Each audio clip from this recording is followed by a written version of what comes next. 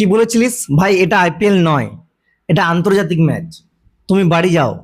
হ্যাঁ, ঠিকই বলেছিলিস তোরা, এটা আইপিএল নয়, এটা আন্তর্জাতিক ম্যাচ। তবে এবারে তোরাও জানতে পারবি না যে কোনটা আন্তর্জাতিক ম্যাচ আর কোনটা আইপিএল ম্যাচ। এই সেদিনে যাকে তোরা অপমান করছিলিস, ট্রোল করছিলিস, স্লেজ করছিলিস, সেই ছেলেটাই এবার নতুন করে লিখবে আন্তর্জাতিক ম্যাচ কেমন হয়, নতুন করে চেনাবে আন্তর্জাতিক ম্যাচ কাকে বলে। তোরা তো ভাই এখনো চুনোপুটি বাচ্চা আছিস। তোদের দাদারা এমনকি পুরো বিশ্ব এখন ভারতের বিপক্ষে ম্যাচ খেলতে গেলে এখন একটাই প্ল্যান করবে যে এই বাচ্চাটাকে, এই 15 বছরের বাচ্চাটাকে কিভাবে আউট করবো, কিভাবে একে তাড়াতাড়ি ফেরাতে হবে। বন্ধুরা, আজ বৈভব যতক্ষণ পর্যন্ত খেলেছে শ্রীলঙ্কার বোলারদের উপর একটা হার্ট অ্যাটাক হয়ে যাওয়ার মতো অবস্থা। মানে নিশ্চিন্তে ফিল্ডাররা ফিল্ডিং করতে পারছিল না, বোলাররা বল করতে পারছিল না, ক্যাপ্টেনের মানে মানসিক টেনশন ধরে গেছিল ভাই।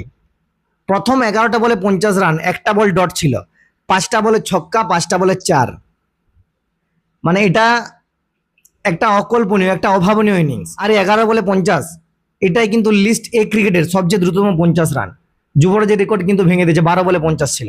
এরপর শেষ পর্যন্ত 29 বলে 94 রান করে আউট হয়ে যায়। মানে এই 90-এর ঘরে শেষ এক মাসে বৈভব কতবার যে আউট হলো তার ঠিক নেই, সেটা হোক আইপিএল, সেটা হোক এই ট্রাই সিরিজ। তো ভাই বিষয়টা হচ্ছে যে এই বৈভব, বিরাট বা রোহিত বা যে কোনো কারোর কত কি রেকর্ড ভাঙবে না ভাঙবে সেটা কোনো বড় ব্যাপার নয়। বড় ব্যাপার হচ্ছে এই বৈভব যতক্ষণ ভারতীয় দলে খেলবে, যতক্ষণ ক্রিজে থাকবে, ততক্ষণ কিন্তু বিপক্ষ টিমের জন্য একটা আতঙ্কের নাম হয়ে থাকবে। মানে তাকে নিয়েই সবচেয়ে বড় মাথা ব্যথা হতে চলেছে। মানে বৈভবই সবচেয়ে বড় মাথা ব্যথার কারণ হতে চলেছে বিপক্ষ টিমের জন্য, সে যতক্ষণই খেলুক। এখনো পর্যন্ত এত খতরনাক, এত ভয়ঙ্কর, এত এফেক্টিভ ব্যাটসম্যান ক্রিকেট বিশ্ব দেখেনি যেটা বৈভব সূর্যবংশী নিয়ে এসেছে। তো বন্ধুরা, আজকে বৈভব সূর্যবংশীর এই ইনিংসটা তোমাদের কেমন লেগেছে সেটা অবশ্যই কমেন্ট করে জানাও। আর ভিডিওটা ভালো লাগলে লাইক, কমেন্ট, শেয়ার এবং সাথে পেজটা ফলো করতে ভুলো না। ধন্যবাদ।